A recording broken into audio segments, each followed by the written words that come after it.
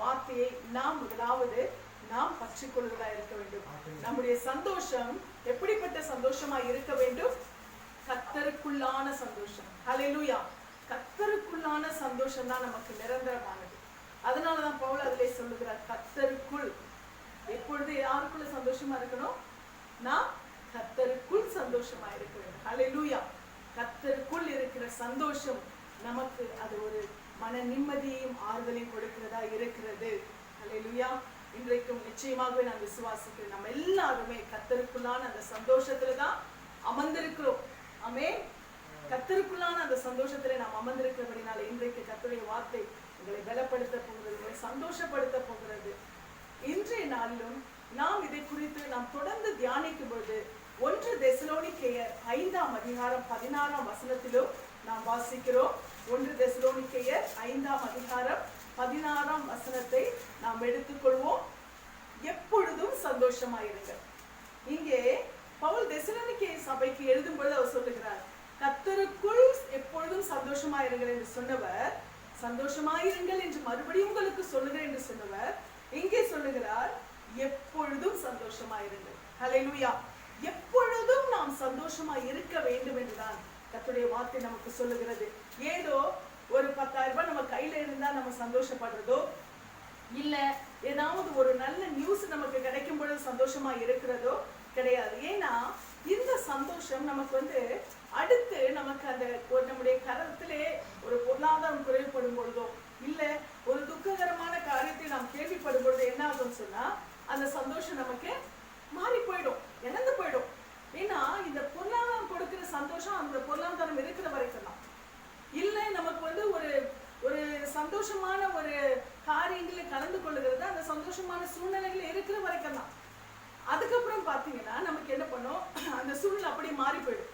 நம்ம வெளியில வரும் பொழுதோ, இல்லை நம்ம ஒரு என்டர்டெயின்மெண்ட் பண்ற ஒரு சந்தோஷமான ஒரு இடத்துல நம்ம வரும் பொழுதோ, கடந்து வரும் பொழுதோ நமக்கு என்ன ஆயிடும், நமக்கு அந்த சந்தோஷம் மாறிடும். ஆனால் பவுல் அதான் சொல்லுகிறார், கர்த்தருக்குள் நம்ம சந்தோஷமா இருக்கும் பொழுது நாம் எப்பொழுதும் எப்படியா இருப்போம், சந்தோஷமா இருப்போம். எப்பொழுதும் சந்தோஷமா இருப்போம். எந்த நிலைமையுமே அந்த சந்தோஷத்தை நம்ம விட்டு எடுத்து போட முடியாது. ஏன்னா கர்த்தருக்குள் இருக்கிற அந்த அன்பு, கர்த்தர் என் தேவன் என்ன இருந்தாலும் சரி, நான் கர்த்தருக்குள் இருக்கிறபடினாலே எனக்கு எந்த ஒரு காரியமும் என்னை துக்கப்படுத்த முடியாதுன்ற ஒரு தைரியம் நமக்கு இருக்கும். அதனாலதான் ஆபக்குக் இப்படியாய் சொல்லுகிறார். ஆபக்குக்ல இப்ப நாம் வாசிக்கும் பொழுது, அத்திமரம் துளிர் விடாமல் போனாலும், ஆட்டு மந்தையிலே தொழுவத்திலே ஆடுகள் என்று போனாலும், மந்தையிலே மாடுகள் என்று போனாலும், நான் கர்த்தருக்குள் மகிழ்ச்சியா இருப்பேன், என் ரட்சிப்பின் தேவனுக்குள் களி கூறுவேன். எந்த சூழ்நிலையா இருந்தாலும் சரி, என் கர்த்தருக்குள்ள எல்லாமே எதிராக இருந்தாலும் சரி, சூழ்நிலைகள் தோல்வியா தெரிஞ்சாலும் சரி. ஏன்னா இதெல்லாம் நமக்கு ஒரு உலகத்தின் சந்தோஷம் நமக்கு வரும் போகும். இருக்கும்போது சந்தோஷத்தை கொடுப்போம், இல்லாதப்ப வேதனை கொடுக்கும். ஆனால் எப்பொழுதும் ஒரே நிரந்தர சந்தோஷம். கர்த்தர் நமக்குள்ளே இருக்கும் பொழுது எது இருந்தாங்க இல்லைன்னா எதை பத்தி எனக்கு கவலை இல்லை. ஆனால் எல்லாவற்றையும் கொடுக்கிற என் தேவன் என்னோடு கூட இருக்கிறார், எனக்குள் இருக்கிறார். அந்த சந்தோஷம் நமக்குள்ளே நிரந்தரமா இருக்கிறபடினாலே நாம் கர்த்தருக்குள் எப்பொழுதும் சந்தோஷமா இருப்போம். அதனால்தான் பவுல் எந்த நிலைமையிலுமே அவர் சொல்கிறார், நான் எல்லா நிலைமையிலும் மனரமியமா இருக்க கற்றுக்கொண்டேன். எந்த நிலைமையிலும் நான் மனரமியமா இருக்க கற்றுக்கொண்டிருக்கேன். எனக்கு எந்த நிலைமையிலும் எனக்கு வாழ்ந்திருக்கவும் தெரியும், தாழ்ந்திருக்கவும் தெரியும். ஏனென்றால் என்னோடு இருக்கிறவர் எல்லாவற்றையும் எனக்கு கற்றுக் கொடுத்திருக்கிறார். அதனால எந்த நிலைமையிலும் நான் மனரமியமா இருக்க கற்றுக்கொண்டிருக்கிறேன். இன்றைக்கு இந்த பிராக்டிஸ் நம்ம வாழ்க்கையில இருக்கணும். ஒரு கிறிஸ்தவ ஜீவியம் என்பதே நாம் ஒரு போராட்டத்தின் சூழ்நிலை வாழ்கிற ஒரு நிலைமையா இருக்கு. உலகத்துல பாத்தீங்கன்னா சந்தோஷத்தை மனிதர்கள் இழக்கும் பொழுது, உலகத்துல அவங்க எதிர்பார்த்த காரியமோ ஒரு பொருளாதாரமோ ஒரு நெருக்கடியோ ஒரு கடன் பிரச்சனை எது வரும்பொழுது அடுத்தது அவர்கள் ஒரு சொல்யூஷனை தேடுகிறது என்னவா இருக்கும்னு சொன்னா தங்களுடைய வாழ்க்கையை முடித்துக் கொள்கிறார்கள். ஆனால் அப்படிப்பட்ட நெருக்கடிகள் வரும்பொழுது நம்முடைய சொல்யூஷன் என்ன தெரியுமா? வாழ்க்கையை ஆரம்பிக்கிறவரை நோக்கி பார்க்கிறது, நம்முடைய வாழ்க்கையை துவக்குகிறவரை நோக்கி பார்க்கிறதா. ஏனென்றால் அவர்தான் துவக்கமும் முடிவுமா இருக்கிறார். ஹல்லேலூயா. அவர்தான் ஆல்பா, அவர்தான் ஒமேகா. அதனால எந்த சூழ்நிலையிலும் கர்த்தரை நோக்கி பார்க்கிறது தான் நமக்கு பலனாய் இருக்கிறது என்பதை பவுல் திட்டமாய் ஒவ்வொரு நிறுவத்திலும் அவர் கர்த்தருக்குள்ளாய் மகிழ்ச்சியா இருக்கிறதை, கர்த்தருக்குள்ளாய் சந்தோஷமா இருக்கிறதை நமக்கு தெளிவுபடுத்துகிறார். அது மாத்திரமல்ல, நாம் நீதிமொழிகள் 15ஆம் அதிகாரத்திலே இந்த 13ஆம் வசனத்திலே நாம் வாசிக்கிறோம். நீதிமொழிகள் 15 13 வாசிக்கும் பொழுது மனமலர்ச்சி முகமலர்ச்சியை தரும். ஹல்லேலூயா. மனோ துக்கத்தினாலே ஆவி முறிந்து போம் என்று சொல்லி நாம் பார்க்கிறோம். மனமலர்ச்சி என்ன கொடுக்கிறதா? முகமலர்ச்சியை கொடுக்கிறது. மனோ துக்கத்தினாலே என்ன வருகிறது? ஆவி முறிந்து போகிறது. அப்படியானால் நம்முடைய ஆவி என்ன ஆகிறது? ஒரு துக்கம் நமக்குள்ளாய் வரும் பொழுது நம்முடைய ஆவி, நம்முடைய உள்ளான மனுஷன் என்ன செய்கிறார்? நொறுக்கப்படுகிறார். தன்னுடைய ஆவியை அகற்றபடியான, தனக்குள்ளாய் இருக்கிற அந்த ஜீவனை முறித்துக் கொள்ளும்படியாய், அழித்துக் கொள்ளும்படியான ஒரு நிலைமைக்கு வருகிறார். ஆனால் நமக்குள்ளாய் இருக்கிற மன மலர்ச்சி என்ன தருகிறது? நமக்கு முகமலர்ச்சியை தருகிறது.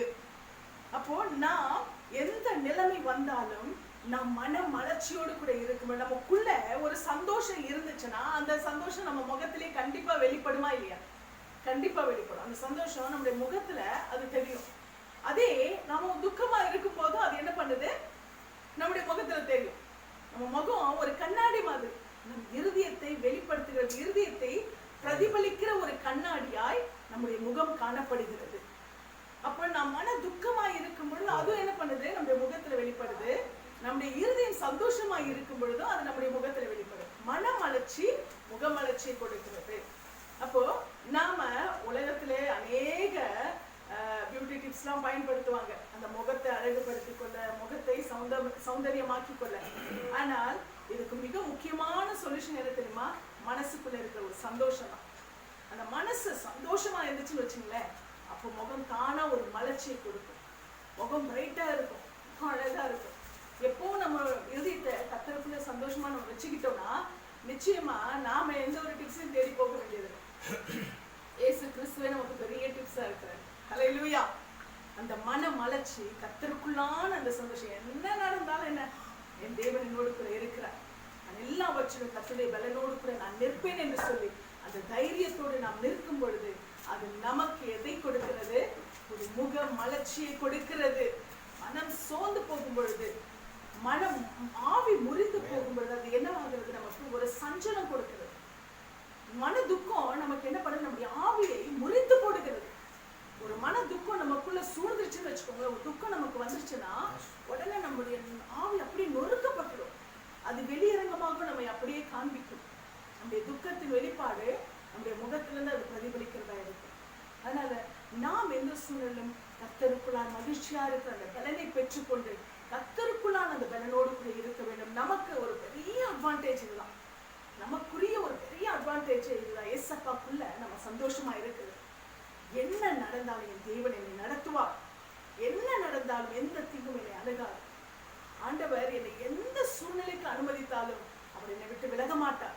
நிச்சயமா எல்லா காரியங்களுக்கும் எனக்கு ஒரு தீர்வையும் ஒரு விடுதலையும் வைத்திருக்கிறார் என்ற அந்த நம்பிக்கையோடு கூட கர்த்தரை நோக்கி பார்க்கும் பொழுது நம்ம எந்த துக்கமும் எந்த சூழ்நிலையும் நம்மை சேதப்படுத்தவோ மேற்கொள்ளவோ முடியாது என்பதை இன்றைக்கு கர்த்தர் நம்மோடு கூட தெளிவாய் பேசிக் கொண்டிருக்கிறார்.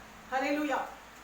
சரி, முதலாவது பவுல் நமக்கு சொன்னது இந்த பிலிப்பியர் 4ஆம் அதிகாரத்திலே 4ஆம் வசனத்திலே கர்த்தருக்குள் எப்பொழுதும் சந்தோஷமாயிருங்கள் என்று மறுபடியும் உங்களுக்கு சொல்லுகிறேன் என்று சொன்னார். அடுத்தது நீங்க பார்த்தீங்கன்னா அந்த 5ஆம் வசனத்துல நீங்க பார்க்கும் பொழுது உங்கள் சாந்த குணம் எல்லாருக்கும் தெரிந்திருப்பதாக அப்படின்னு சொல்லிட்டு சொல்றாரு. இது நமக்கு ரொம்ப ரொம்ப ரொம்ப கடினமான விஷயம். உங்களுக்கு மாத்திரம் இல்ல, பேசுகிற நானா இருந்தாலும் எங்களுக்கும் கூட இது ரொம்ப கடினமான விஷயம். ஏனென்றால் இந்த சாந்த குணத்தை டெஸ்ட் பண்ற அநேக சூழ்நிலைகள் நம்முடைய வாழ்க்கையில வரும். எல்லா நிலைமையிலும் நம்மளால என்ன பண்ண முடியறதில்ல? சாந்தத்தோட இருக்க முடியறதில்லை. ஏனென்று சொன்னால் அநேக வேளையிலே எங்களை பொறுத்த வரைக்கும் கூட சில ஆவிக்குரிய நிலைமைகளிலே கர்த்தருடைய வழியிலே சேர்ந்து, கர்த்தருடைய வார்த்தையிலே சேர்ந்து நடக்காதபடிக்கு, கர்த்தருடைய வார்த்தைக்கு வழி விலகி போகும் பொழுது அநேகருடைய நிலைமைகளை காணும் பொழுது கூட எங்களுக்கும் கூட அநேகருடைய செயல்கள் ஒரு கோபத்தை கொடுத்துவிடும். ஏன்? ஆண்டவர் நம்ம இன்னைக்கு பார்க்கும் பொழுது தெய்வ மனுஷன் என்னாகும் 12ஆம் அதிகாரத்திலே 3ஆம் வசனத்துல நான் வாசிக்கும் பொழுது ஆண்டவர் மோசேயை குறித்து சொல்கிறார். மோசேயானவன் பூமியில் உள்ள சகல மனிதரிலும் மிகுந்த சாந்த குணம் உள்ளவனாய் இருந்தான் என்று சொல்லி கர்த்தருடைய வார்த்தை சொல்கிறது. இந்த சாந்த குணமுள்ள மோசே கூட ஒரு கட்டத்திலே அவர் தன்னுடைய சாந்தத்தை இழக்கக்கூடிய நிலைமைக்கு இந்த இஸ்ரவேல் ஜனங்களுடைய முறுமுறுப்பு கொண்டு வந்து விடுகிறது. இந்த முறுமுறுப்பு நிமித்தமாய் அவர்கள் இந்த மோசே ஆண்டவராலேயே சர்டிபிகேட் கொடுக்கப்பட்ட, ஆண்டவரே சர்டிபிகேட் கொடுத்த இந்த மோசே தன்னுடைய சாந்தத்தை இழக்கிற அளவுக்கு இந்த இஸ்ரவேல் ஜனங்களுடைய செயல்பாடுகள் காணப்பட்டது. அதனாலதான் ஆண்டவர் அங்கே அந்த தண்ணீரை, ஆண்டவர் என்ன சொல்லுகிறார், அவனை அந்த கண்மலையை, ஜனங்களுக்கு தண்ணீர் தேவைப்படும் பொழுது ஆண்டவர் சொல்லுகிறார், நீ கண்மலையை பார்த்து பேசுன்ற. அங்கே இந்த இஸ்ரவேல் ஜனங்கள் மோசே இடத்துல முறுமுறுத்து அவர் என்ன பண்றாரு, அவரைய அந்த டெம்பர் ஏத்துறாங்க. அப்ப என்ன ஆகுற, அவ்வளோ சாந்த குணம் உள்ள மோசே, ஆண்டவர் சொன்ன சர்டிபிகேட் கொடுத்த அந்த மோசேக்கு அந்த சாந்த குணம் என்ன செய்கிறது, அந்த இடத்துல காணப்படவில்லை.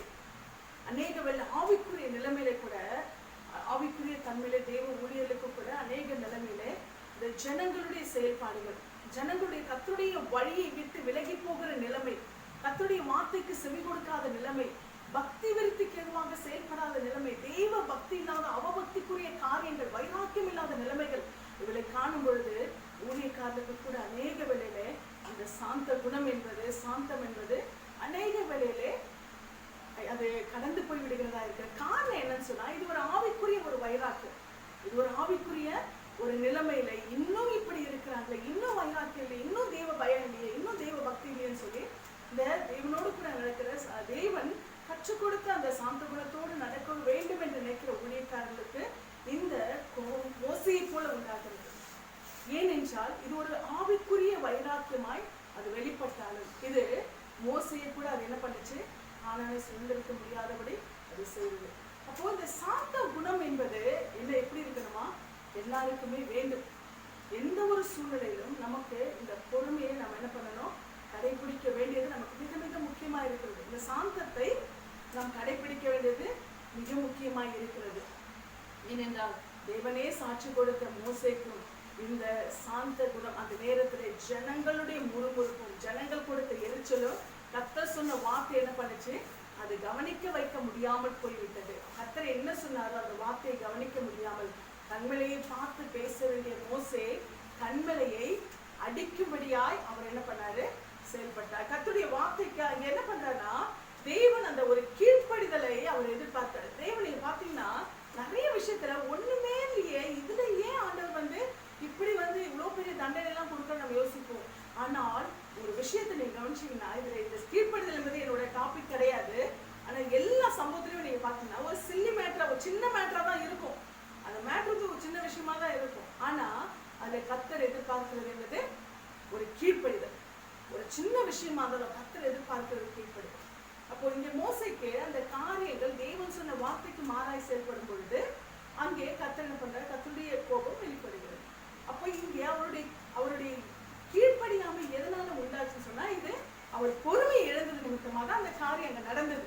அப்போ ஆண்டவர் எதிர்பார்க்கிறது என்னன்னு சொன்னா, ஆண்டவர் இங்க எதிர்பார்க்கிறது நம்முடைய எந்த ஒரு சூழ்நிலையிலும் நாம் நம்முடைய அந்த சாந்தத்தை என்ன பண்ணக்கூடாதா, இழக்கக்கூடாது. இது ஆண்டவர் நமக்கு இன்றைக்கு சொல்லுகிற ஒரு காரியமாய் இருக்கிறது. சங்கீதம் 37:11 நீங்க பாத்தீங்கன்னா, சாந்த குணமுள்ளவர்கள் பாக்கியவான்கள் அவர்கள். இங்க சங்கீதம் 37:11 நீங்க வாசிங்க. சங்கீதம் 37:11 மத்திய 5:5 நான் வாசிக்கும் பொழுது கர்த்தருடைய வார்த்தை நம்மோடு கூட சொல்லுகிறது, சாந்த குணமுள்ளவர்கள் பாக்கியவான்கள் அவர்கள் என்ன செய்வார்கள், பூமியை சுதந்திரித்துக் கொள்வார்கள் என்று சொல்லி. ஹல்லேலூயா. சாந்த குணமுள்ளவர்கள் என்ன செய்வார்களா, பூமியை என்ன பண்ணாலும் சுதந்திரித்துக் கொள்வார்கள். உலக பிரகாரமா ஒரு வார்த்தை நம்ம சொல்லுவோம், நமக்கு எல்லாருக்குமே தெரியும். என்ன சொல்லுங்க, கொடுத்தார் பூமி ஆழ்வார், இல்லையா? அதுதான் கர்த்தருடைய வேதம் அவ்வளவு அழகா சொல்லிருக்கு. சாந்த குணமுள்ளவர்கள் பாக்கியவான்கள் அவர்கள் பூமியை சுதந்திரித்துக் கொள்வார்கள் அப்படின்னு சொல்லிட்டு. அப்போ இந்த உலக பிரகாரமான வழக்கமும் அதான் சொல்லுது. பொறுமையாய் சாந்தமாய் இருக்கும் பொழுது என்ன பண்ணுவான், பூமியை ஆண்டு கொள்ள செய்யும் என்று சொல்லி. ஹல்லேலூயா. இன்றைக்கு கூட யார் பொறுமையா இருந்தாங்களோ, யார் பொறுமையா இருக்கிறாங்களோ அவங்க இன்றைக்கு இந்த தமிழ்நாட்டை ஆண்டு கொள்வர்களாய் காணப்பட போகிறார்கள். யாரு நமக்கு தெரியாது. அதனால கர்த்தர் தாமே அதை வெளிப்படுத்துவார். அதனால இத்தனை ஒரு மாசமா அநேக ஆட்சியாளர்கள் என்ன பண்ணாங்க, அநேக கட்சிகள் என்ன பண்ணுச்சு, ஒரு மாசமா ரிசல்ட்டுக்காக பொறுமையாக காத்திருந்தார்கள். இன்றைக்கு வருகிற ரிசல்ட் அவர்கள் என்ன பண்ண போகுது, தமிழ்நாட்டை ஆளும்படியாய் செய்ய போகிறது. அப்போ பொறுத்தார் என்ன பண்ணுவாங்க? பூமி ஆழ்வார்கள். சாந்த குணமுள்ளவர்கள் பாக்கியவான்கள், அவர்கள் என்ன செய்ய போறார்கள்? பூமியை சுதந்திரித்துக் கொள்வார்கள் என்று கர்த்தருடைய வார்த்தை சொல்கிறேன். இதுதான் 37:11 நாம் வாசிக்கும் பொழுது, சங்கீதம் 37:11, சாந்த குணமுள்ளவர்கள் பூமியை சுதந்திரித்து மிகுந்த சமாதானத்தினால் மன மகிழ்ச்சியாய் இருப்பார்கள். ஹல்லேலூயா! எவ்வளவு தெளிவாய் தேவனுடைய வசனம் சொல்லுது. சாந்த குணமுள்ளவர்கள் என்ன செய்வார்களாம்? பூமியை சுதந்திரித்து மிகுந்த சமாதானத்தினால் மன மகிழ்ச்சியாய் இருப்பார்கள் என்று சொல்லி கர்த்தருடைய வார்த்தை சொல்லுகிறது. ஹல்லேலூயா! அப்போ சாந்த குணமுள்ளவர்கள் பூமியை சுதந்திரித்து மிகுந்த மனமகிழ்ச்சியோடு கூட இருப்பார்கள். அப்போ நாம ஒரு காரியத்தை சுதந்திரிக்க வேண்டுமானால் நாம் சாந்தத்தோடு கூட நாம் காத்திருப்போம். கர்த்தருக்காய் நாம் காத்திருக்கும் பொழுது, பொறுமையோடு கூட காத்திருக்கும் பொழுது நிச்சயமாய் அதற்கு என்ன உண்டு? பதில் உண்டு.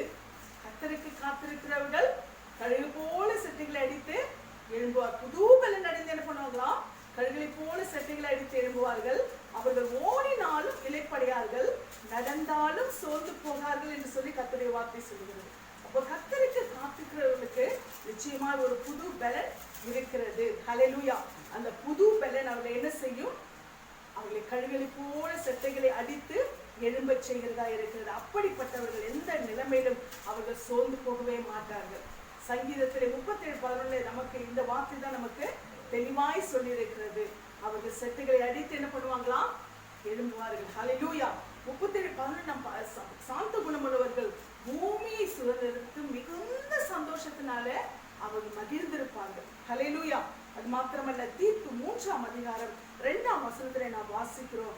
ஆண்டவருடைய வார்த்தை நமக்கு சொல்லுகிறது, ஒருவனையும் தூஷியாமலும் சண்டை பண்ணாமலும் பொறுமையுள்ளவர்களாய் எல்லா மனுஷருக்கும் சாந்த குணத்தை காண்பிக்கவும் அவர்களுக்கு நினைப்பூட்டு. ஹல்லேலூயா!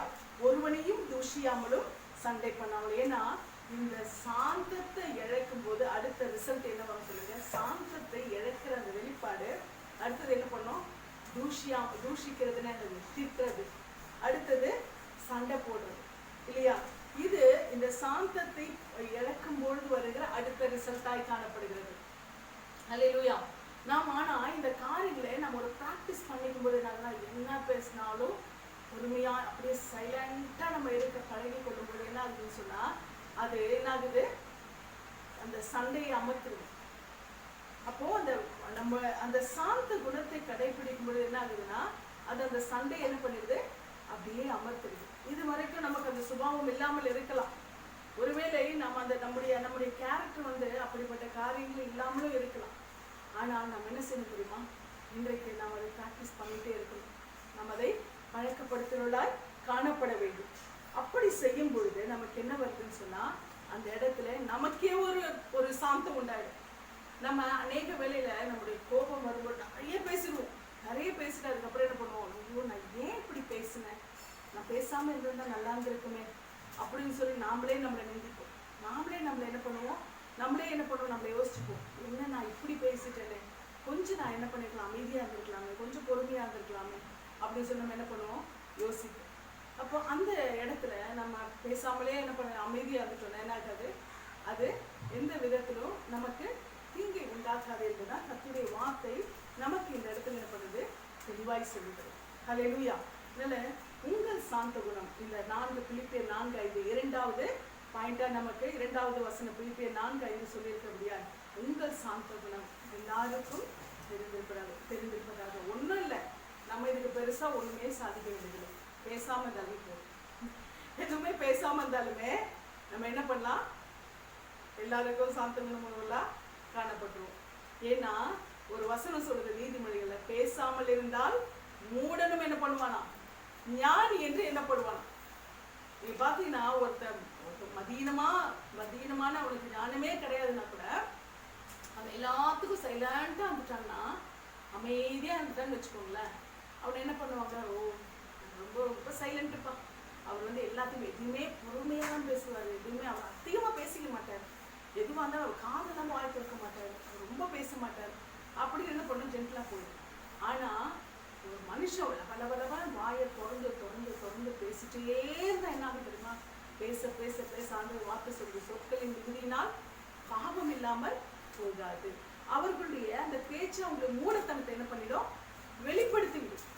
அவருடைய பேசுகிற பேச்சுக்கள் வாயடக்காம பேசிட்டே இருக்கும்போது என்ன ஆகும்னா அது நிறைய அவருடைய மூடமான குணங்கள் என்ன பண்ணும், மூடத்தனமான குணம் வெளிப்படும். அதான் ஆண்டுடைய வார்த்தை எவ்வளவு அழகா சொல்றாங்க, பேசாமல் இருந்தால் மூடனும் ஞானி என்று எண்ணப்படுவான்.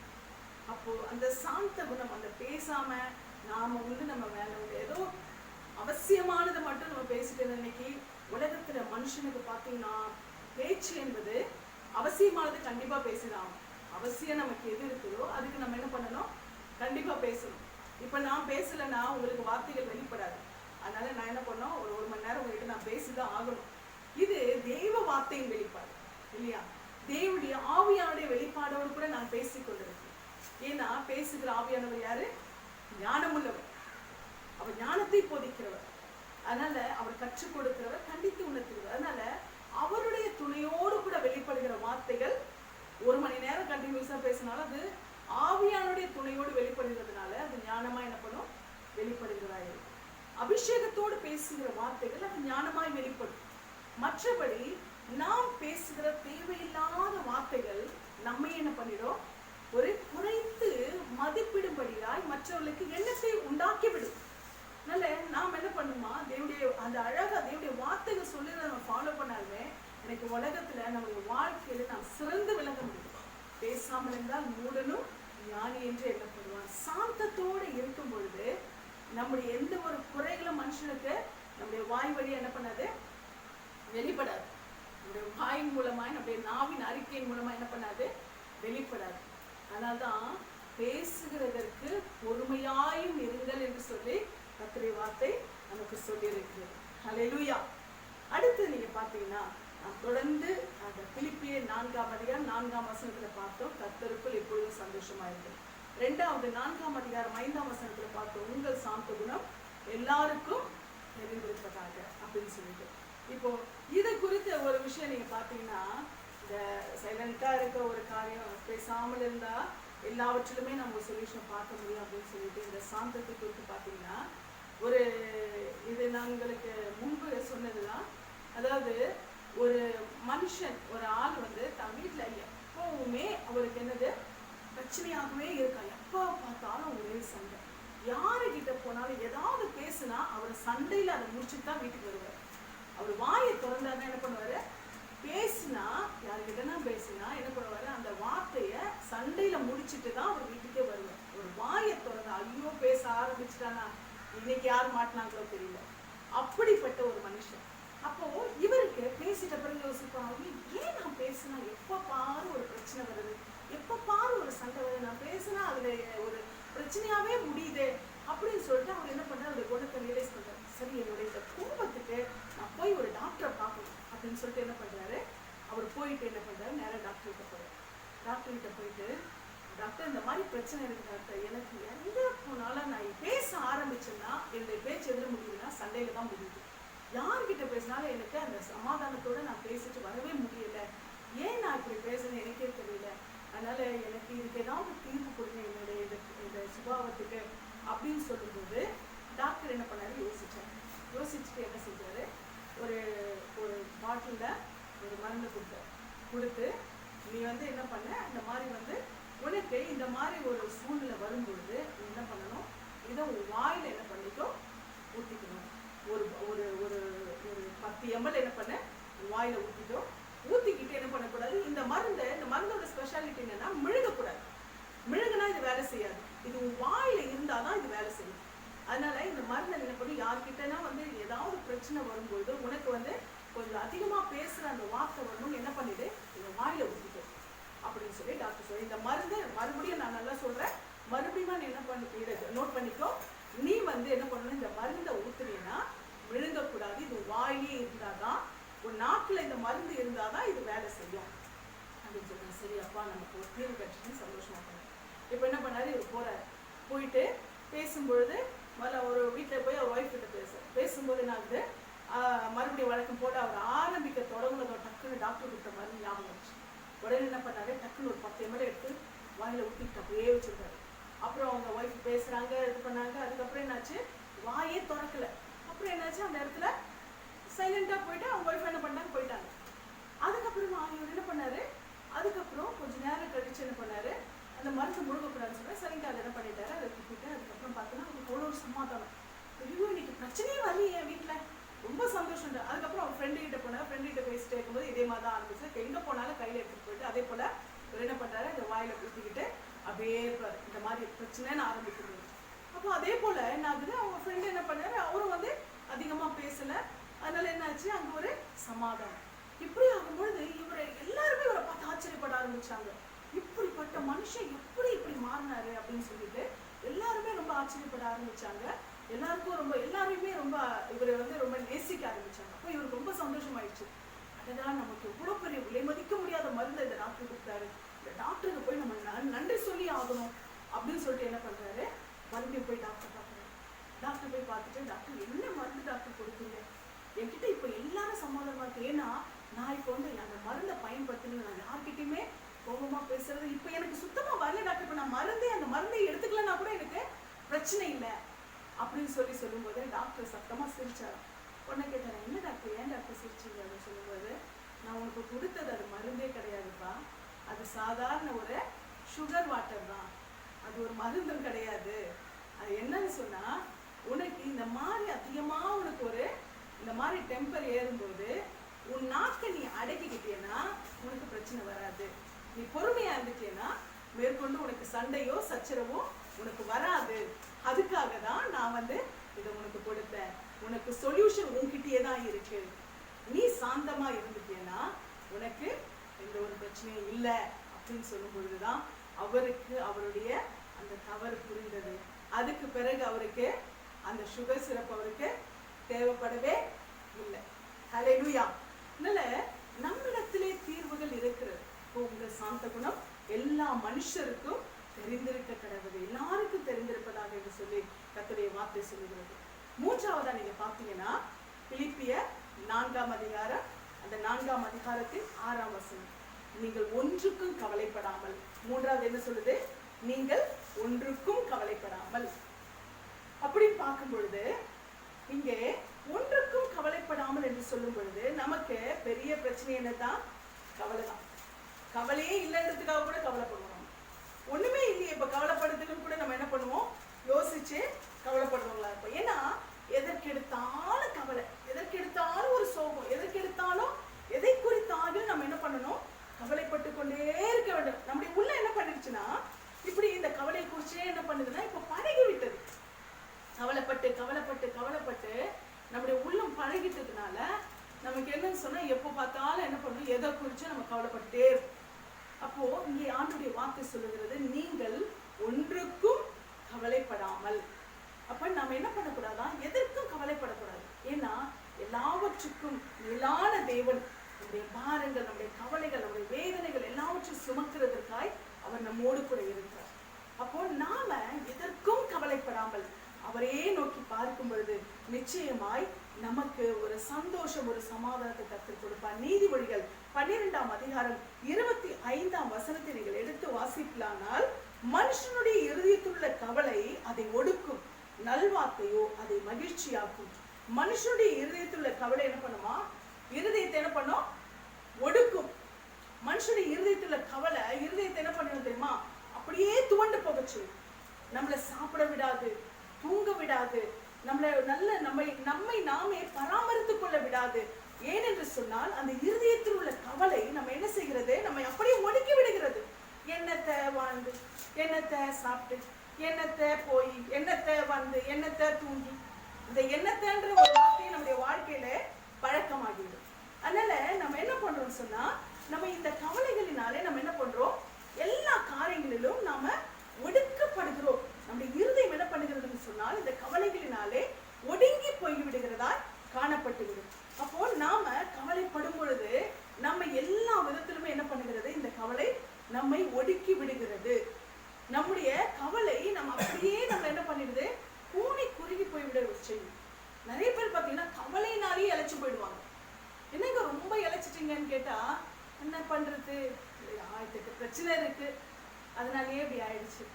கவலை மனுஷனை என்ன பண்ணிடுது, அப்படியே சரீரத்தை ஒடுக்கிவிடும், இருதயத்தை ஒடுக்கிவிடும். எல்லாவற்றிலும் இன்னைக்கு பிரச்சனைகள் இல்லாத மனிதர்கள் உலகத்துல கிடையவே கிடையாது. எல்லாருக்குமே பிரச்சனை உண்டு. ஆனா பிரச்சனையோட டைப் தான் வேற. ஒவ்வொருத்தருக்கு அந்த பிரச்சனையோட டைப் வேற வேற விதமா இருக்கும். நம்ம பார்ப்போம், நல்லா கார்ல போறாங்க, அவங்களுக்கு என்ன கவலைனோ அவங்களுக்குள்ள இருக்க கவலை அவங்களுக்கு தான் தெரியும் இல்லையா? நல்ல நாள் அடுக்கு கட்டிட்டாங்க, இவங்களுக்கு என்ன கவலைன்னு நினைப்போம், அவங்களுக்குள்ள இருக்க கவலை அவங்களுக்கு தான் தெரியும். அப்போ ஒவ்வொரு மனுஷனுக்குள்ளும் ஒவ்வொரு விதமான கவலைகள் நிச்சயம் சூழ்ந்திருக்கிறது. எல்லாருக்குள்ளும் கவலைகள் இருக்கிறது. ஆனால் கவலையுடைய விதம் தான் வேறா இருக்கிறது. அப்போ நாம மற்றவர்களை பார்த்து அவர்களை பார்த்து நம்ம என்ன பண்ணுவோம், அவங்க நல்லா இருக்காங்க, நான் இப்படி இருக்கேன், நம்ம என்ன பண்றோம், யோசித்து விடுகிறோம். ஆனால் கவலை என்பது எல்லா மனுஷனுக்கும். ஆனா அந்த கவலையை யார் பெருசுபடுத்துறாங்க, யார் ஒரு பொருட்டா நினைக்கிறது இல்லை. அதுதான் முக்கியம். இன்னைக்கு ஆண்டவர் நம்மோடு கூட சொல்லுகிற காரியம் என்னன்னு சொன்னால், நாம் கவலைப்படக்கூடாது. அல்லேலூயா.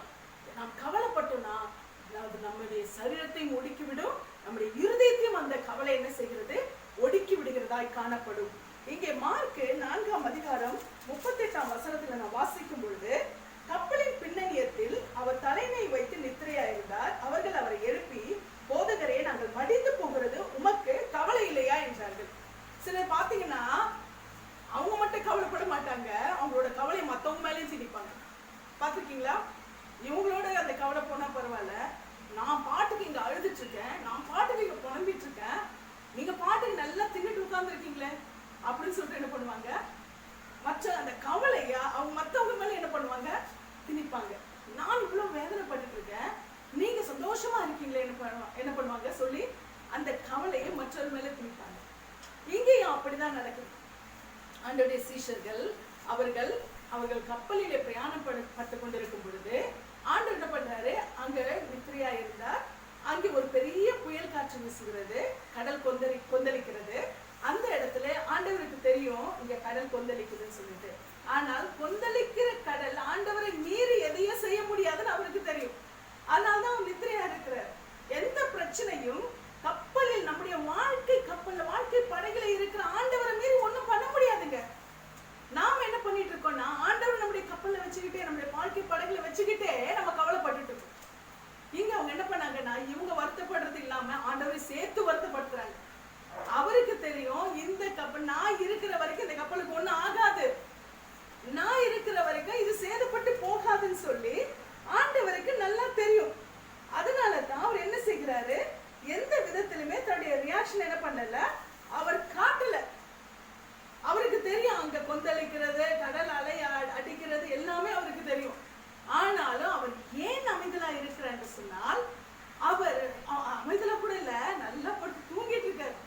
காரணம் என்னன்னு சொன்னா, நான் இருக்கிறேன், எந்த கடல் என்ன காற்று என்ன புயல் எதுவும் ஒண்ணு செய்ய முடியாதுன்னு சொல்லி ஆண்டவருக்கு தெரியும். ஆனால் நம்முடைய வாழ்க்கை படகுல ஆண்டவரை உட்கார வச்சுட்டு இருக்கோம் தெரியுமா, நமக்கு தான் அது தெரியல. நாம ஆண்டவரையும் சேர்த்து கவலைப்படுத்தி கொண்டு இருக்கிறோம். ஆண்டவர்கிட்ட கேட்கிறோம், ஆண்டவரே இவ்வளவு பிரச்சனை இருக்கு, உங்களுக்கு கவலை இல்லையா? ஆண்டவரே, நான் கண்ணீர் விடணும், உங்களுக்கு கவலை இல்லையா? இவ்வளவு போராட்டத்தை சந்திக்கணும்னு உங்களுக்கு கவலை இல்லையா? எத்தனை தடவை நம்ம ஆண்டவர்கிட்ட கேட்டிருக்கோம். ஆண்டவர் சொல்றேம்மா, நானும் அங்கேதான் இருக்கிறேன், உன் கூட தான் இருக்கிறேன். எந்த ஒரு பிரச்சனையும் என்ன மீறி தான் உன்கிட்ட வரணும். ஹல்லேலூயா. என்ன மீறி எதுவும் உன்கிட்ட வர முடியாது. அப்போ எந்த அந்த கடலின், அந்த கப்பலின், அந்த கப்பல் கவுந்து போகுதுன்னா அது முதல்ல யாரை கவுக்கணும்? அதுக்குள்ள இருக்கிற ஆண்டவரை கவுக்கணும்.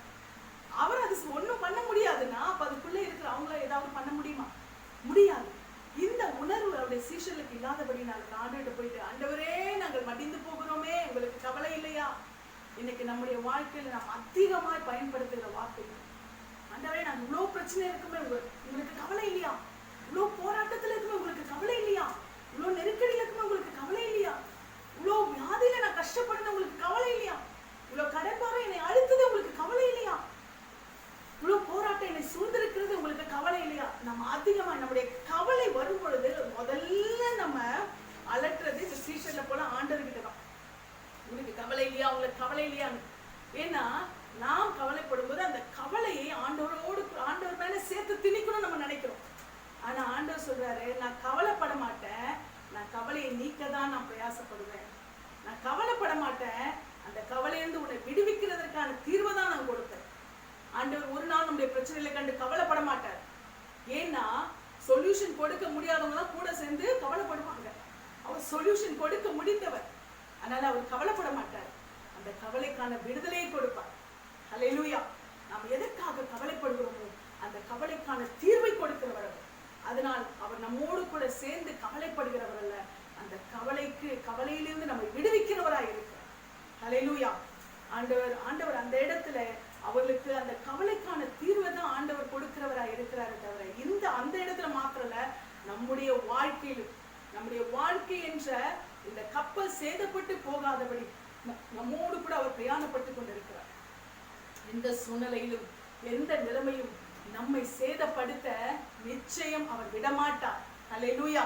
அது மாத்திரமல்ல, கர்த்தருடைய வார்த்தை நமக்கு தெளிவாய் சொல்லுகிறது. மத்தேயு 6ஆம் அதிகாரம் 27ஆம் வசனத்துல நாம் வாசித்தோமானால் இங்கே கர்த்தருடைய வார்த்தை நமக்கு சொல்லுகிறது. ஹல்லேலூயா. கவலைப்படுகிறதுனாலே உங்களில் எவன் தன் சரீர அளவோடு ஒரு முழத்தை கூட்டுவான். கவலைப்படுறதுனால எவன் தன் சரீர அளவோடு ஒரு முழத்தை கூட்ட முடியும்? அப்படின்னா நீங்க கவலைப்படுங்க. ஒரு முழம் நான் இன்னைக்கு கவலைப்பட்டதுனால நான் ஒரு முழம் நான் வளர்ந்துட்டேன், இல்ல ஒரு முழம் நான் என்ன பண்ணிட்டேன், நான் வெயிட் போட்டுட்டேன் அப்படின்னு சொன்னா நீங்க என்ன பண்ணலாம்? கவலைப்படலாம். அப்போ கவலைப்படுகிறதுனால ஒரு பிரயோஜனம் இல்லை என்று சொன்னா நீங்க எதுக்காக கவலைப்படுகிறீங்க அப்படின்னு சொல்லி கர்த்தர் ஆண்டவராகிய இயேசு கிறிஸ்துவே தம்முடைய வாயிலிருந்து இந்த வார்த்தை என்ன பண்றாரு? சொல்லுகிறவராய் இருக்கிறார். அது மாத்திரமல்ல, மத்தேயு 10ஆம் அதிகாரம் 19ஆம் வசனத்திலே நாம் வாசிக்கிறோம்.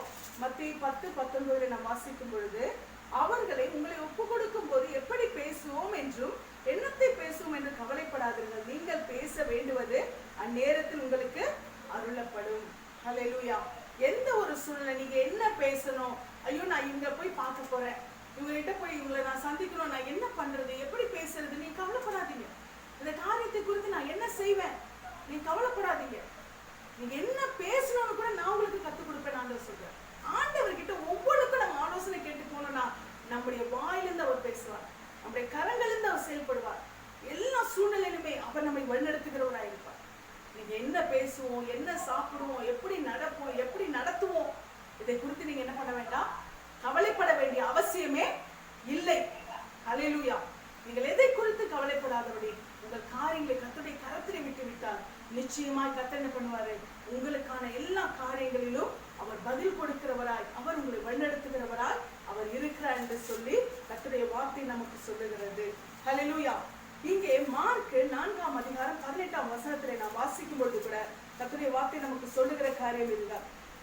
வசனத்தை கேட்டும் உலக கவலைகளும் ஐஸ்வர்யத்தின் மயக்கமும் மற்றவைகளை பற்றி உண்டாகிற இச்சைகளும் உட்பிரவேசித்து வசனத்தை நெருக்கி போட அதனால் பலனற்று போகிறார்கள். இவர்களே முள்ளுள்ள இடங்களில் விதைக்கப்பட்டவர்கள். இங்க ஆண்டவர் விதைகளை குறித்த ஒரு உவமையை சொல்லும் பொழுது கூட ஆண்டவர் சொல்லுகிற காரியம் இதுதான். விதைகளை குறித்த உவமையை ஆண்டவர் சொல்லும் பொழுது ஆண்டவர் சொல்றாரு, சில விதை கற்பாறையில, சில விதை வழியறையில, சில விதை முள்ளுள்ள இடங்கள்ல, சில விதை நல்ல நிலங்கள்ல விழுகிறது சொல்லி. அப்போ ஒவ்வொரு இடங்களுக்கும் ஒவ்வொரு தன்மை இருக்கிறது. இதில் ஆண்டவர் சொன்ன ஒரு 3வது இடம் என்னவென்று சொன்னால், முள்ளுள்ள இடங்களில் விதைக்கப்பட்ட விழுந்த அந்த விதை. இந்த விதை எதனால அது வளர முடியவில்லை என்று சொன்னால், இது வசனத்தை கேட்டு விதையாகி அந்த வசனம் அவர்களுக்குள்ள போனாலும் நமக்கு உலகத்தின் கவலைகள், ஐஸ்வர்யத்தின் மயக்கம், மற்றவைகளை பற்றி உண்டாகிற இச்சை. இங்கே பார்க்கும் பொழுது உலகத்தின் கவலைகள் அதிகமாய் இன்றைக்கு ரட்சிக்கப்பட்டவர்களுக்குள்ள இருக்கிறது உலக கவலை. நாம் உலகத்தை விட்டு வந்தாலும் நம்முடைய பெரிய கவலையே நமக்கு தினந்தோறும் என்ன தெரியுமா? உலகம் தான். நம்ம உலகத்திலிருந்து நாம் பிரிக்கப்பட்டோம் நம்ம சொல்லுவோம், ஆனா நம்முடைய செயல் அப்படிப்பட்டதா இருக்காது. நம்முடைய செயல்கள், எண்ணம், நிலைமை எல்லாமே உலகத்தின் கவலையாக தான் இருக்கும். உலகத்துல நான் என்ன பண்ணுவேன், எப்படி வாழ்வேன், என்ன செய்வேன், எப்படி நடப்பேன், இதுதான் நமக்கு என்ன பண்ணுது? கவலையா இருக்கிறது. என்ன அதான் ஆண்டவர் சொல்ற, எண்ணத்தை உண்போம், எண்ணத்தை உடுப்போம், எண்ணத்தை குடிப்போன்னு நீங்க என்ன பண்ணாதீங்க, கவலைப்படாதீங்க. அப்போ இந்த உலக கவலை என்ன செய்கிறது? நாளைக்கு என்ன பண்ணுவேன், ஃபீஸ் கட்டணுமே, கடன் கொடுக்கணுமே, வீடு கட்டணுமே, வண்டி வாங்கணுமே, இதே உலக கவலை நாம் இருக்கும் பொழுது அந்த கர்த்தருக்குள்ளாய் நடக்கிற உன்னதத்தின் அந்த காரியங்களை நம்ம என்ன பண்றோம்? மறந்து விடுவோம். இந்த உலக கவலை என்ன பண்ணுது? நம்மளை நெருக்கி போட்டு விடுகிறது. இன்றைக்கு இந்த உலக கவலை எடுத்து போடு, வசனத்தை உள்ள போடு. வசனம் உங்களுக்குள்ளே கிரியை செய்யாதபடிக்கு இந்த உலகத்தில் இப்போ கூட நீங்க கேட்டுட்டு இருக்கும் போது கூட உங்களுக்குள்ளே பல காரியங்கள் சுற்றி கொண்டே இருக்கிறது. நீங்க கேட்டுட்டு இருக்கீங்க, ஆனா சிந்தை என்ன பண்ணுது? உங்களுக்கு பல விதத்துல இப்ப முடிஞ்ச பிறகு இந்த காரியம் இருக்கு, இப்ப முடிஞ்ச பிறகு ஈவன் ஒரு சின்ன விஷயம், இப்ப முடிஞ்ச பிறகு சமைக்கணுமே, இதுக்கு இட்லிக்கு சட்னி அரைக்கலாமா, சாம்பார் பண்ணலாமா, இப்படி கூட நமக்கு என்ன பண்ணுது? ஒரு கவலை ஓடிட்டு இருக்கோம். சீக்கிரம் முடிச்சாங்கன்னா டிஃபன் வேலை நமக்கு முடியும், அப்படியே ஓடிட்டு இருக்கும். இதெல்லாம் என்னது? நமக்கு உண்டான ஒரு உலக கவலையா இருக்கு. அப்ப இந்த உலக கவலை, நம்ம தேவனுடைய வசனத்தை கேட்கும்போது நம்முடைய சிந்தை, நம்முடைய எண்ணம் முழுக்க அதை சார்ந்துதான் இருக்கணும். உலகத்தை சார்ந்து நம்முடைய எண்ணமோ சிந்தையை நமக்கு என்ன பண்ணக்கூடாது? வரக்கூடாது. இதுதான் தேவன் நம்ம இடத்துல எதிர்பார்க்கிறது. நம்முடைய எண்ணம் முழுக்க தெய்வ வசனத்தை கேட்கிறீங்கன்னா, நாம் அதை ஆழ்ந்து கேட்கும் பொழுதுதான் நம்முடைய அந்த வசனம், நாம் கேட்கிற அந்த வசனம் நமக்குள்ளே போய் நம்முடைய வாழ்க்கையில் அது வெளிப்படும். ஏன்னா வசனம் என்பது ஒரு விதை என்று சொல்லி கர்த்தர் சொல்லுகிறார். அது நமக்குள்ள விதைக்கப்படும் பொழுதுதான் அந்த வசனத்தின் அந்த ஆழம், அந்த சாரம் நமக்குள்ள போகும் பொழுதுதான் அது நமக்கு என்னவா இருக்கிறது? வெளியரங்கமான ஒரு பலனை நமக்கு கொடுக்கிறதா இருக்கிறது. அப்போ இந்த வெளியரங்கமான பலனை நாம் பெற்றுக்கொள்ள வேண்டுமானால் நாம் என்ன செய்ய வேண்டும்?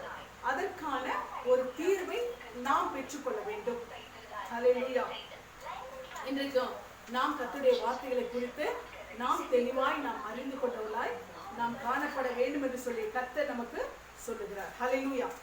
நாம் கர்த்தருடைய வார்த்தைகளை நாம் பலமுள்ளவர்களாய், கர்த்தருடைய வார்த்தையிலே நாம் திடமுள்ளவர்களாய் நாம் காணப்பட வேண்டும் என்று சொல்லி கர்த்தர் நம்மோடு கூட இந்த வேளையிலே பேசிக் கொண்டிருக்கிறார். ஹல்லேலூயா, ஹல்லேலூயா. நாம் வசனத்தை நன்றாக ஏற்றுக்கொண்டு அந்த சாரத்தை நமக்குள்ளாய் நன்றாக பெற்றுக்கொண்டு அந்த வசனத்தின்படியாய் நாம் வாழும் பொழுதுதான் நமக்கு இந்த உலக கவலை என்ற முள் நம்மை நெருக்காது.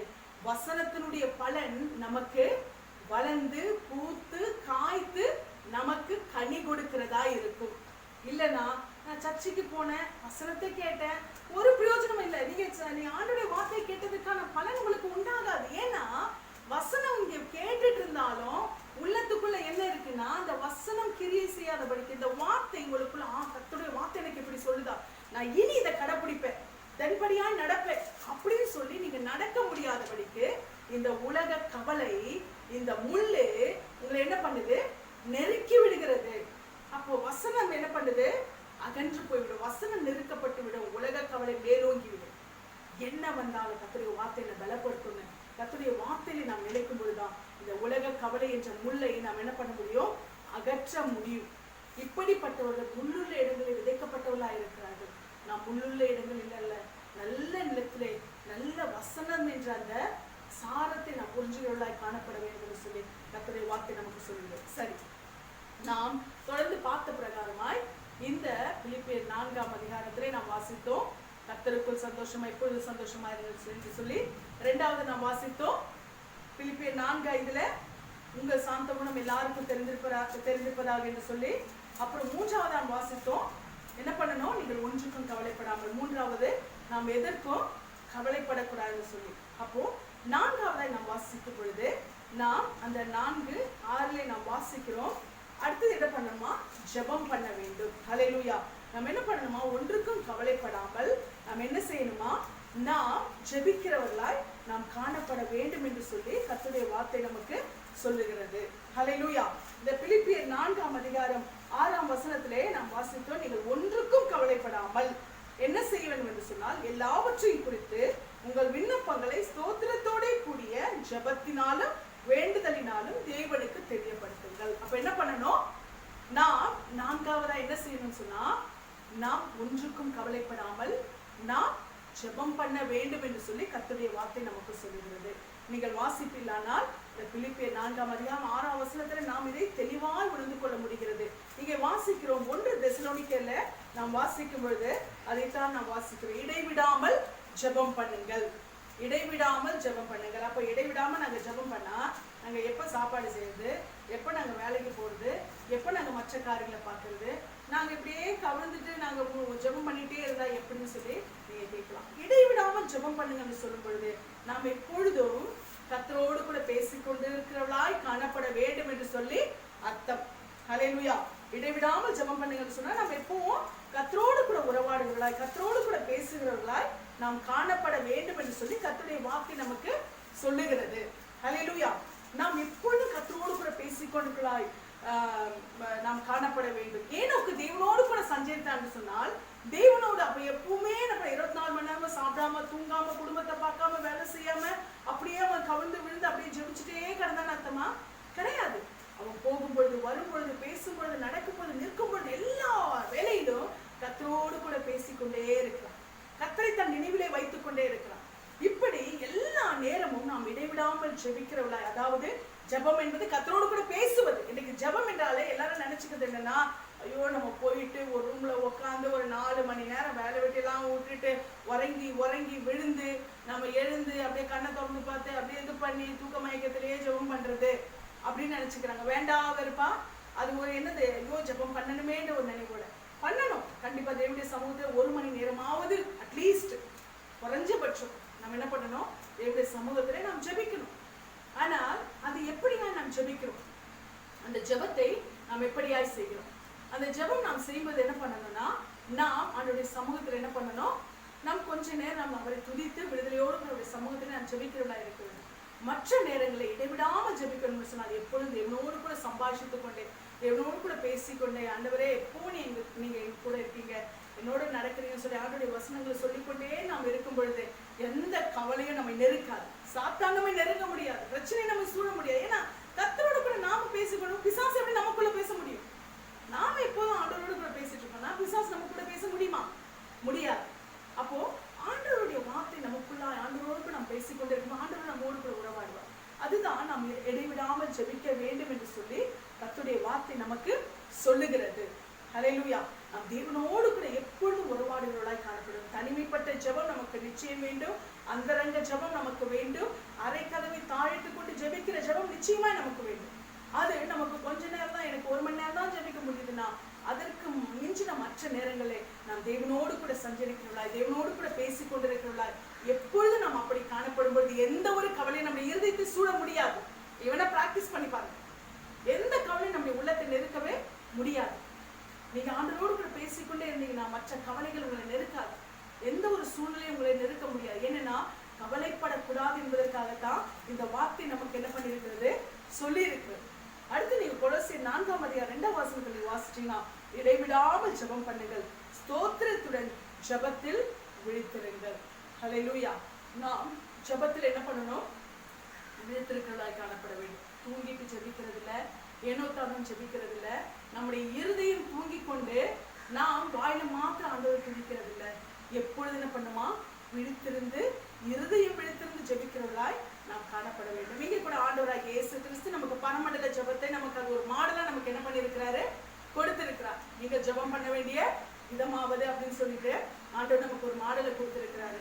அது ஜஸ்ட் ஒரு மாடல் தான். நமக்கு ஒரு சைட் ஹெட்டிங் கொடுத்துட்டு நாம எப்படி ஜெபிக்கணும்னு சொல்லி நாம அதுல என்ன பண்றோம், நம்ம பிரீஃபா எழுதுறது போல இங்க ஆண்டவர் பண்றாரு நமக்கு அந்த பரமண்டல ஜெபத்துக்கான மாடல் நமக்கு முதலாவது ஆண்டவரை ஸ்தோத்தரிக்க வேண்டும்.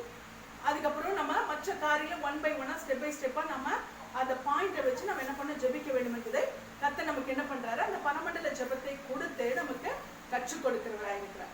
சரி, இப்ப நான் உங்களுக்கு தொடர்ந்து ஒரு 4 பாயிண்ட் நான் உங்களுக்கு சொன்னேன். என்னென்ன சொன்னேன்?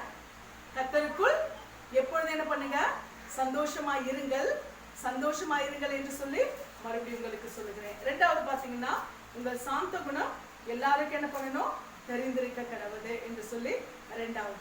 அடுத்தது 3வது, நீங்க என்ன பண்ணக்கூடாது, கவலைப்படக்கூடாது, நீங்கள் ஒன்றுக்கும் கவலைப்படாமல் என்று சொல்லி கர்த்தருடைய வார்த்தை சொல்லுகிறது.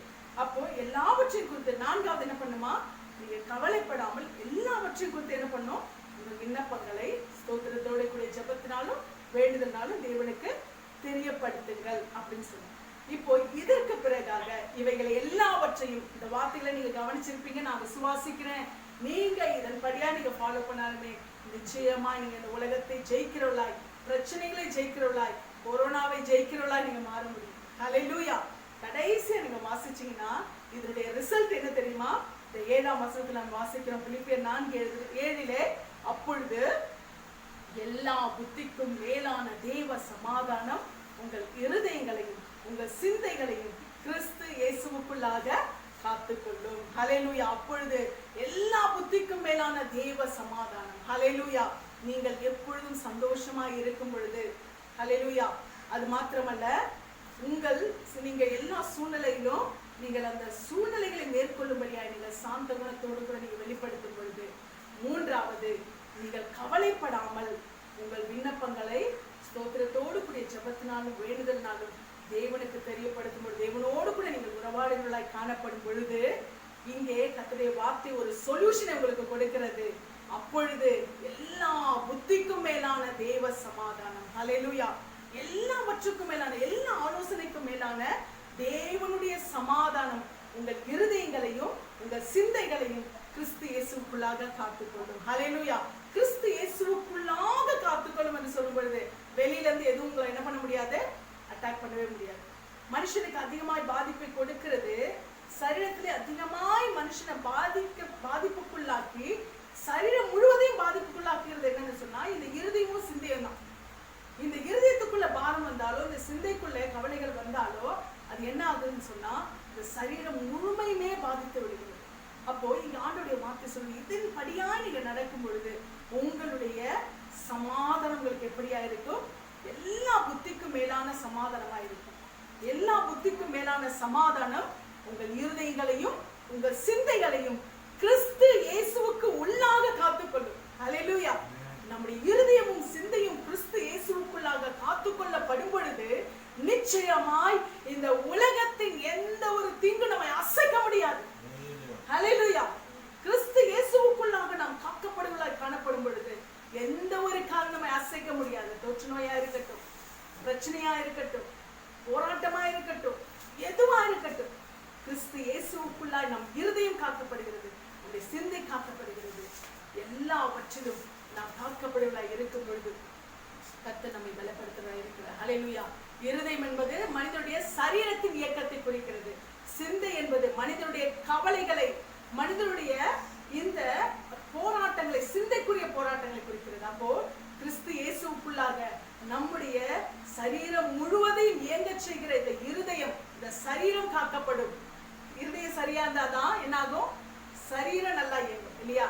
ஏன்னா ஒரு மனுஷனுடைய உயிர் போதுன்றதுக்கு லாஸ்ட் ஃபைனல் ஸ்டேஜ் என்ன தெரியுமா, ஹார்ட் அட்டாக் தான். அது நல்ல விதமாய் மறித்தாலும் சரி, நல்ல மரணத்துக்குனாலும் சரி, இந்த ஹார்ட்ல ஒரு ஸ்டக் ஆகும்போது தான் அந்த பிளட் எல்லாம் வந்து அந்த பிளட்டோட அந்த ஓட்டெல்லாம் அது பிளாக் ஆகும்போது தான் என்ன ஆகுதுன்னு சொன்னா நமக்கு என்ன ஆகுது, அங்க அட்டாக் வருது, ஹார்ட் அட்டாக் வருது. அப்போ எப்படி நல்ல மரணத்தை சந்திக்கிற மனிதனா இருந்தா கூட அந்த மரணத்தின் உறுதி எதிலே இருக்கிறதுன்னு சொன்னா ஹார்ட் அட்டாக் வரும்பொழுதுதான். நல்லா மறிக்கிறவங்களுக்கும் கடைசியில அந்த மரணத்தின் உறுதி என்பது ஹார்ட் அட்டாக் தான்.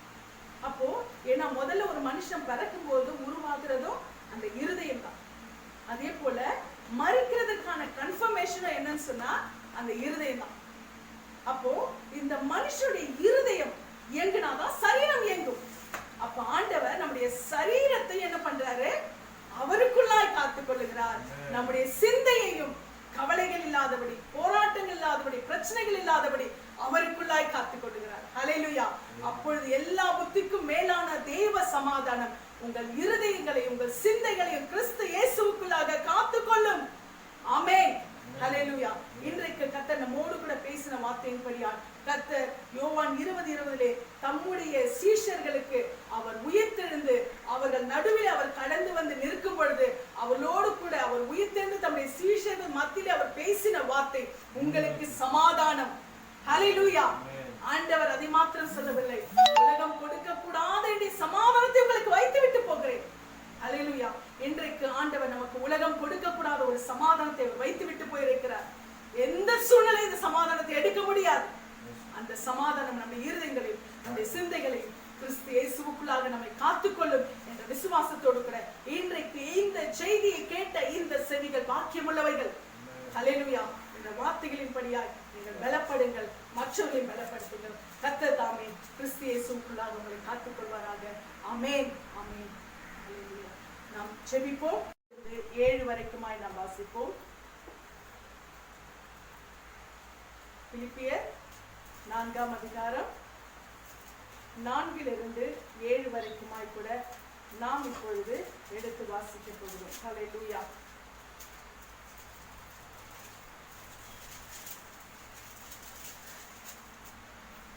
கர்த்தருக்குள் எப்பொழுதும் சந்தோஷமாயிருங்கள், சந்தோஷமாயிருங்கள் என்று மறுபடியும் சொல்லுகிறேன்.